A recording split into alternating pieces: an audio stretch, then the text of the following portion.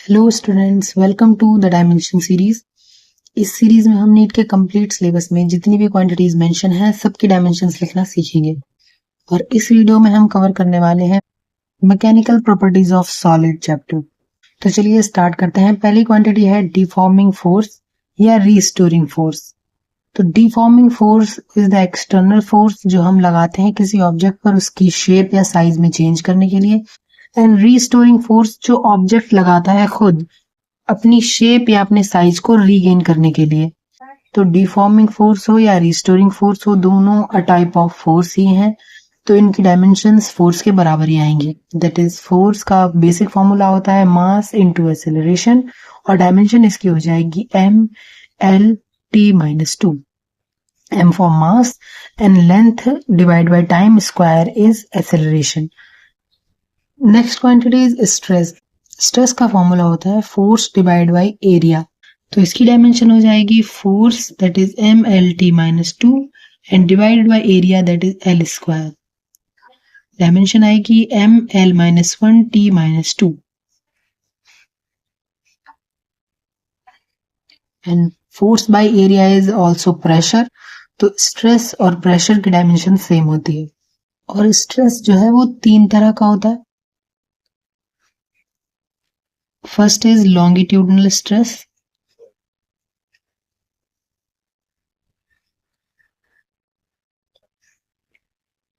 second is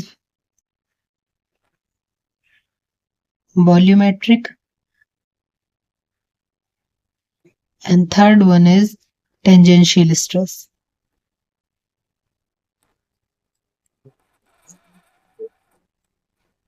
इन तीनों ही stress में applied force की डायरेक्शन में चेंज आता है। जैसे कि लॉन्गिट्यूडनल में जो फोर्स है वो सरफेस के परपेंडिकुलर लगता है, और वॉल्यूमेट्रिक में इंटायर सरफेस यानी कि पूरी की पूरी सरफेस पर इक्वल फोर्स लगता है, इक्वली फोर्स डायरेक्ट होता है। ओके। एंड टेंजेंशियल में जो हमारा फोर्स है उसकी डायरेक्शन सरफेस के पैरेलल होती है। ये सरफेस है, उसके पैरेलल होगा फोर्स। ओके। तो तीनों ही स्ट्रेस में अप्लाइड फोर्स की डायरेक्शन में चेंज आता है, लेकिन उसकी डायमेंशन या उसका फॉर्मूला सेम ही रहेगा। तो dimensionally stress is force by area, तीनों के लिए सेम होगी। Next is strain. Strain is fractional change. Fractional change means change divided by the original value. For example change in length divide by length, और change in area divide by area, और change in volume divide by volume. तो change in length की dimension length के बराबर ही होगी, change in area की भी dimension area के बराबर ही होगी, एंड चेंज इन वॉल्यूम की डायमेंशन भी वॉल्यूम के बराबर ही होगी।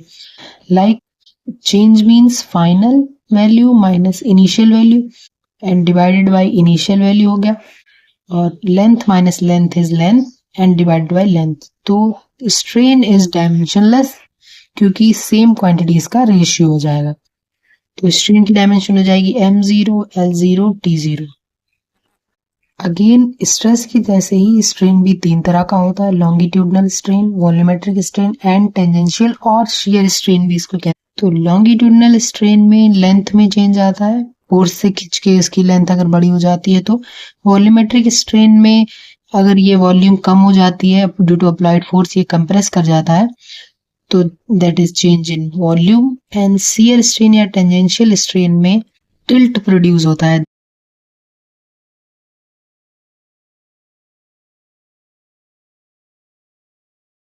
दैट इज ये थोड़ा टेढ़ा हो जाएगा। मेजर्ड बाय थीटा या टेन थीटा भी लिखते हैं। तो फॉर्मूले अलग अलग हो सकते हैं लेकिन डायमेंशन सेम ही आएगी, क्योंकि basic definition is fractional change divide by the original quantity. जैसे कि लॉन्गिट्यूडनल स्ट्रेस का फॉर्मूला होता है delta L divide by L, तो एल से एल कैंसिल हो गया। बाकी वॉल्यूमेट्रिक स्ट्रेन का फॉर्मूला होता है delta V divided by V, और शियर या फिर टेंजेंशियल स्ट्रेन का फॉर्मूला होता है थीटा के बराबर, जो कि स्मॉल एंगल है इसलिए हम इसको टेन थीटा भी ले सकते हैं।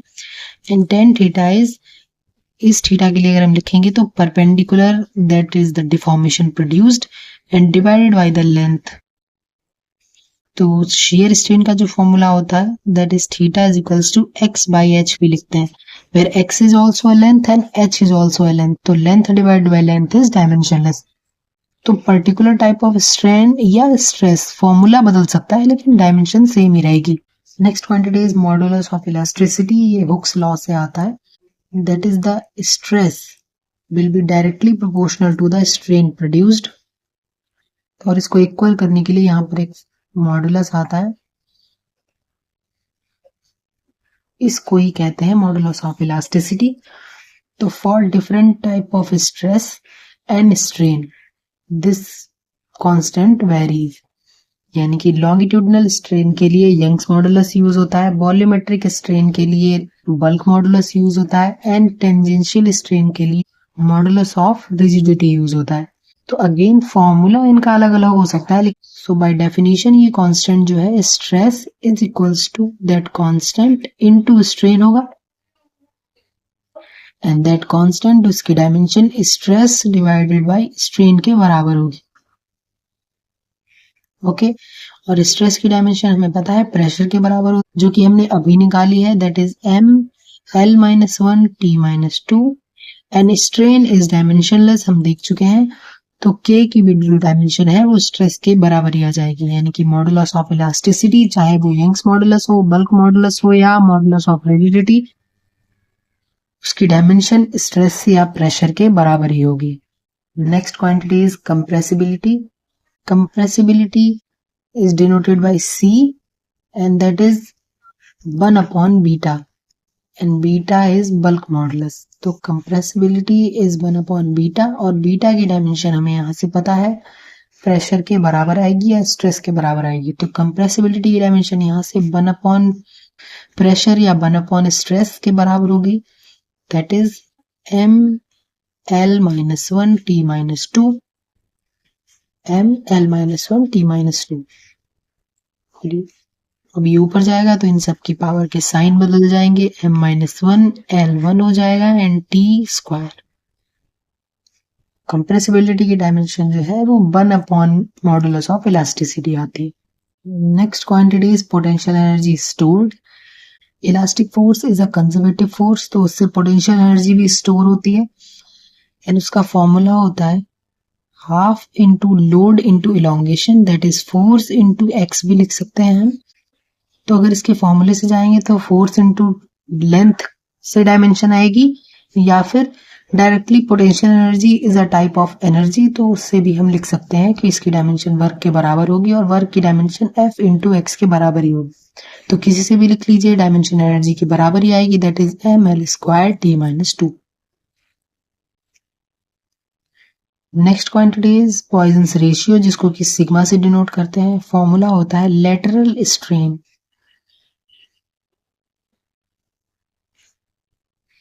Divided by longitudinal strain.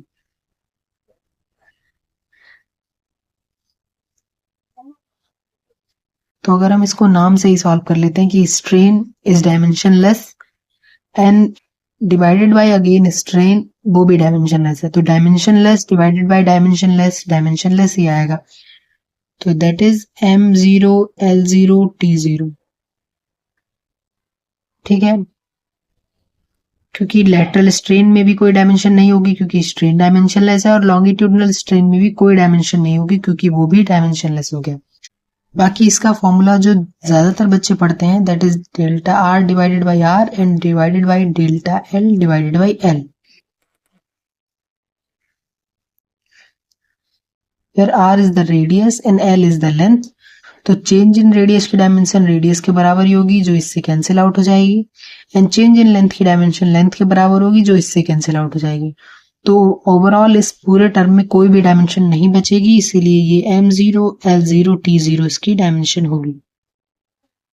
Okay, तो ये थी वो सारी डायमेंशंस जो मैकेनिकल प्रॉपर्टीज ऑफ सॉलिड या इलास्टिसिटी चैप्टर में मेंशन है। इसके बाद भी कोई क्वांटिटी रह गई हो जिसकी डायमेंशन आप नहीं लिख पा रहे हैं, आप कमेंट सेक्शन में मेंशन कर सकते हैं, नेक्स्ट चैप्टर में उसे इंक्लूड कर लिया जाएगा। और इस वीडियो में जो भी डायमेंशंस हमने लिखी हैं, अगर उनमें से किसी में आपको डाउट है, आपको नहीं समझ आई है, तो भी आप कमेंट सेक्शन में लिख सकते हैं, हम उसे नेक्स्ट वीडियो में डिस्कस कर लेंगे। Thank you, all the best.